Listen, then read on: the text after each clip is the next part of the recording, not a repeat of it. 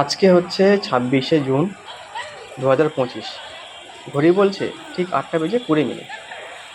আর আমরা এখন আছি শিয়ালদহ স্টেশনের 14 নম্বর প্ল্যাটফর্মে। বাইরে ঝিরিঝিরি বৃষ্টি পড়ছে।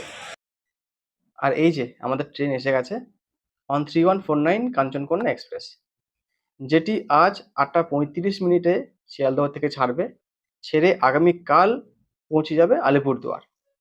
আর এই ট্রেনে চেপে আমরা পৌঁছে যাব আগামীকাল সকালে শিলিগুড়ি স্টেশন। শিলিগুড়িতে পৌঁছানোর সময় হচ্ছে সকাল 8টা 5 মিনিট। রাত্রেবেলায় তেমন কিছু করার নেই, তারপর দেখা হচ্ছে কাল সকালে।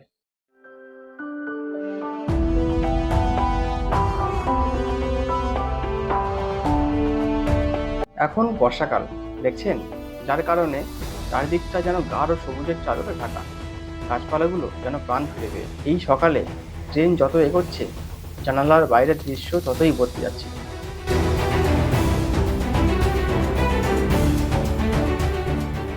মোটামুটি নির্ধারিত সময়ের আগেই ট্রেন ঢুকে গেছে শিলিগুড়িতে। আচ্ছা, যেহেতু এটা একটা বাজেট ট্যুর হতে চলেছে, সে কারণেই আমরা আজ শেয়ার গাড়িতে করে পৌঁছবো দারাগাঁওতে। কিভাবে যাচ্ছি আমরা, কত আমাদের ভাড়া পড়ছে, সমস্ত ইনফরমেশন থাকছে এই ভিডিওতে। সুতরাং স্কিপ না করে দেখতে থাকুন। এখান থেকে পানি ট্যাঙ্কি মোড় যাওয়ার জন্য একটা টোটো রিজার্ভ করলাম। 4 জনের ভাড়া পড়লো 100 টাকা, মানে ওই মাথাপিছু 25 টাকা করে। পানি ট্যাঙ্কি মোড় থেকে আবার সুমো কিংবা বোলেরো শেয়ার কার চেপে চলে যাব কালিম্পং। আপনারা চাইলে শিলিগুড়ি থেকে বাসে করেও যেতে পারেন কালিম্পংয়ে, সেক্ষেত্রে ভাড়া পড়বে ওই 130 টাকা মতো। আচ্ছা, যদি আপনার পকেট পারমিট করে তাহলে কিন্তু শিলিগুড়ি অথবা এনজেপি থেকে গাড়ি রিজার্ভ করে আপনারা দারাগাঁওতে পৌঁছে যেতে পারেন। এটাই সব থেকে বেস্ট অপশান। সেক্ষেত্রে ছোট গাড়ির ক্ষেত্রে ওই 3500 টাকা মতো পড়বে, আর বড় গাড়ি নিলে 4000 থেকে 4500 টাকা মতো পড়বে। টোটো একেবারেই নামিয়ে দিল শেয়ার গাড়ি বুকিংয়ের কাউন্টারের সামনে। পানি ট্যাঙ্কি থেকে আমরা শেয়ার গাড়ি বুক করে নিলাম, ভাড়া পড়লো 200 টাকা করে পার হেড। 10 জন না হলে গাড়ি ছাড়বে না। 10 জন হতে তখনও 4 জন বাকি আছে। এই ফাঁকে রাস্তার পাশের একটা দোকান থেকে আলু কষা আর গরম গরম কচুরি দিয়ে টিফিনটা সারলাম। তো ভেতরে দুধ দেওয়া আছে। বল বল।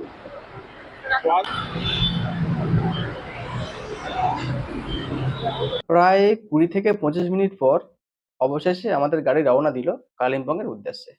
সেবকের এই রাস্তা দিয়ে আগে বহুবার গেছি, কিন্তু যতবারই এই রাস্তা দিয়ে যাই ততবারই যেন নতুন রূপে ধরা দেয় এই সেবক রোড।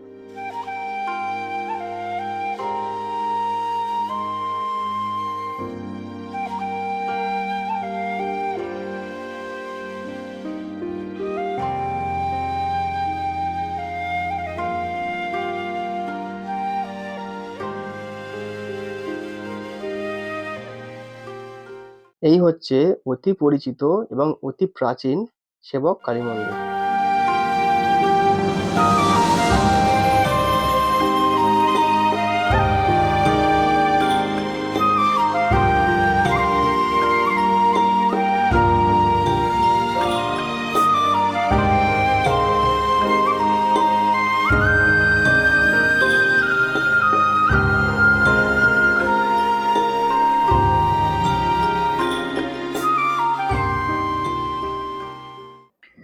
এই NH10 দিয়ে চলার পথে বেশ কয়েকটা জায়গাতে কিন্তু দাঁড়াতে আমার খুব ইচ্ছা করছিল, কিন্তু যেহেতু আমরা শেয়ার গাড়িতে করে যাচ্ছি, আমাদের কাছে দাঁড়ানোর কোনো অপশান নেই। যদি আপনি গাড়ি বুক করে আসেন তাহলে কিন্তু এইসব জায়গাগুলোতে দাঁড়িয়ে ছবি তুলতে পারবেন ও বেশ কিছুক্ষণ করে সময় কাটাতে পারবেন। আকাশে ঘন কালো মেঘ, মাঝে মধ্যেই বৃষ্টি ঝরছে ধীরে ধীরে। জলছবির মতো ভেসে যাচ্ছে পথঘাট, গাছপালা আর পাহাড়ের ঢাল। আর তারই মাঝে ছুটে চলেছে আমাদের শেয়ার গাড়ি।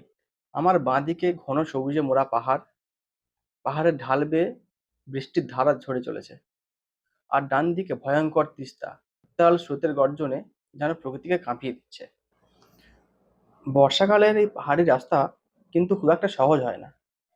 মাঝে মাঝে ধস নেমেছে, ল্যান্ডস্লাইডের চিহ্ন এখনো তাজা। জেসিবি চলছে, শ্রমিকরা পুরো দমে রাস্তা মেরামতের কাজ চালিয়ে যাচ্ছে।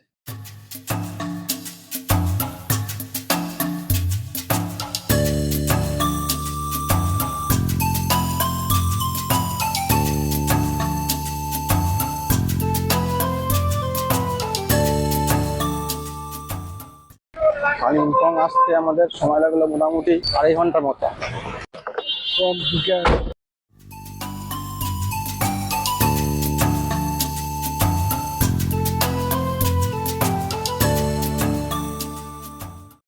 কালিম্পংয়ের ঋষি রোড থেকে একটা গাড়ি বুক করে নিলাম। ভাড়া বলছিল 1100 টাকা। আপনারা কিন্তু দরাদরি করবেন, দরাদরি এখানে কিন্তু চলে। আমাদের শেষে ফাইনাল হলো 800 টাকাতে। শিলিগুড়ি থেকে কালিম্পং পর্যন্ত দূরত্ব হচ্ছে 65 কিলোমিটার। আমাদের সময় লাগলো মোটামুটি 2.5 ঘন্টার মতো। আর এই কালিম্পং থেকে দারাগাঁওয়ের দূরত্ব হচ্ছে 19 কিলোমিটার মতো। সময় লাগবে মোটামুটি 40 থেকে 50 মিনিট।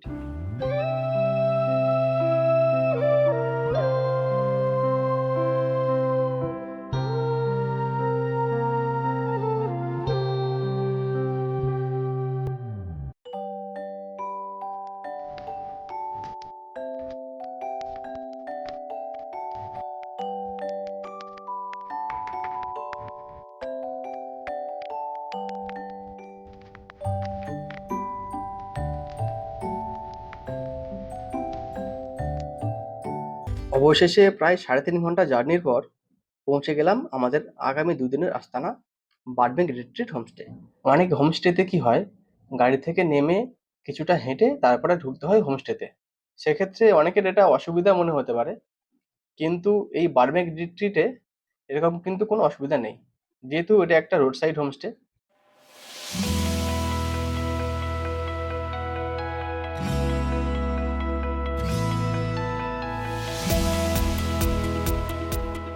হোমস্টেতে ঢোকা মাত্র হোমস্টের যে বারান্দা, এটা দেখে মনটা ফুরফুরে হয়ে গেল। এত খোলা বারান্দা, এতটা জায়গা নর্মালি খুব কম হোমস্টেতেই পাওয়া যায়। আকাশের মন কিন্তু খুব খারাপ, চারিদিকটা সাদা মেঘের অন্ধকারে ঢেকে রেখে দিয়েছে। কিন্তু আমাদের মন মোটেও খারাপ নয়, এটাকেই এনজয় করছি আর অপেক্ষা করছি কখন মেঘ কেটে গিয়ে দূরের পাহাড়কে দেখতে পাবো। আচ্ছা, আমরা 4 জন আছি আর আমাদের জন্য বরাদ্দ হয়েছে এই হোমস্টের সবচেয়ে উপরের 2টো রুম। কাঞ্চনজঙ্ঘা আর তিস্তাকে একই ফ্রেমে দেখার জন্য একেবারে পারফেক্ট এই হোমস্টে। আমরা অলরেডি অনেক লেট করে ফেলেছি, চটপট রুমগুলো দেখে নিই, তারপর ফ্রেশ হয়ে লাঞ্চে যাব। পাইন কাঠ দিয়ে সাজানো বড় সাইজের একটা ঘর। এখানে আছে একটা ডবল সাইজ বেড, একটা ছোট্ট টেবিল, আর এদিকেও আছে একটা ছোট্ট টেবিল। এখানে আছে একটা ড্রেসিং টেবিল, একটা গণেশজির ছবি, আর এদিকে আছে হচ্ছে টয়লেট। টয়লেটটা বেশ পরিষ্কার পরিচ্ছন্ন। ওয়েস্টার্ন কোমোড আছে, আছে গিজার, উপরে আছে শাওয়ার, আর এদিকে আছে একটা বেসিন। সব মিলিয়ে ঠিকঠাক। আর এদিকে আছে একটা বসার জায়গা। আর এই হচ্ছে একটা বড় সাইজের উইন্ডো। এই উইন্ডোটা পুরোটাই কাঁচের। এই হচ্ছে এখনকার ভিউ।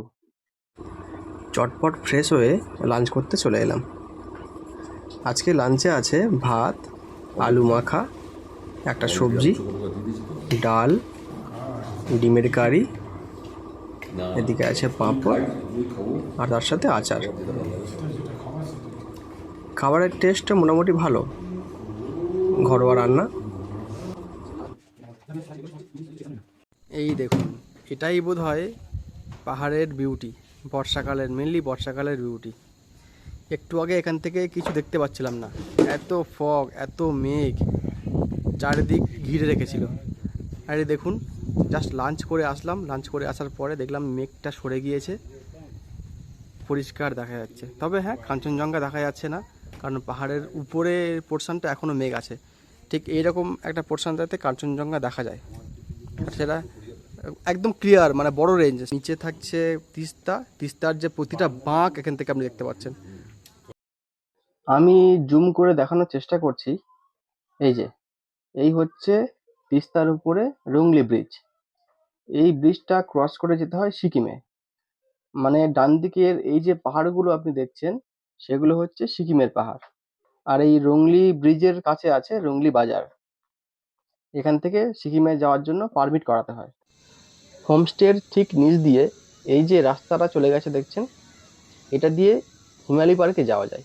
পায়ে হেঁটে যেতে সময় লাগবে ওই 10 থেকে 12 মিনিটের মতো। আমরা আগামীকাল ওখানে যাব। লাঞ্চের পর কিছুক্ষণ রেস্ট নিয়ে আমরা বেরোলাম হাঁটতে। তারই কয়েকটি ক্লিপ দেখুন। চলে গেল না, কি গেল, উষা গেল।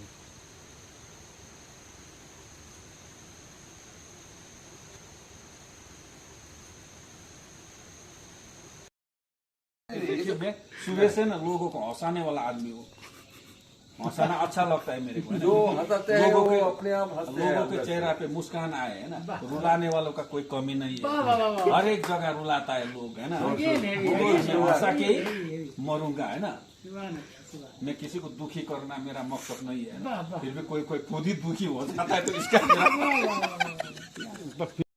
এই যে এই মানুষটিকে দেখছেন, ইনি হচ্ছেন চন্দ্রদা, এই হোমস্টের পরিচালক। অসম্ভব ভালো একজন মানুষ, সারাক্ষণ মানুষকে হাসিয়ে রাখেন। অনেকক্ষণ জমিয়ে আড্ডা মারলাম এই মানুষটির সাথে। মনের মণিকোঠায় তোলা থাকলো এই দানাগাঁও, আর তার সাথে অবশ্যই এই মানুষটিও।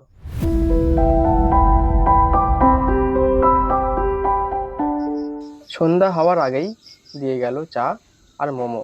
মোমো আমার বরাবরই প্রিয় একটা খাবার। এখানে চায়ের সাথে কফি একটা অপশন থাকে, চাইলে আপনারা চা অথবা কফি খেতে পারবেন।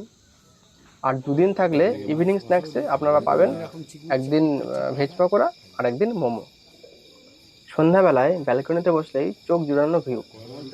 রুংলি ব্রিজের আলোগুলোকে মনে হচ্ছে আস্ত একটা টিউবলাইট, আর দূরের পাহাড়ের আলোগুলো মনে হচ্ছে আকাশের তারা, চিকমিক চিকমিক করে জ্বলছে।